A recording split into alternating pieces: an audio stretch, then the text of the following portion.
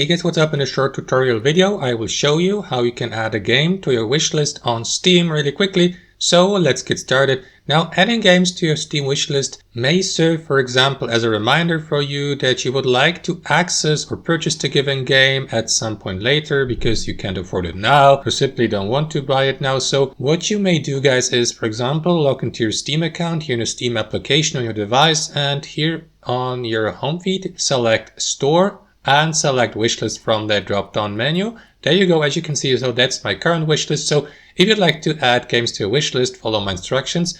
Click on Store again and select Featured from that drop down menu. Browse through the Steam store. For example, you can go by categories. So let me go with any game here from the home screen of the store like that. So click on it, and below the game you will see the price and also this option here, Add to Wishlist. So click on it, and that is going to instantaneously add the given game to a wishlist so that you may purchase it or gain access to it later. And that's basically it. Thanks for watching and have a wonderful day.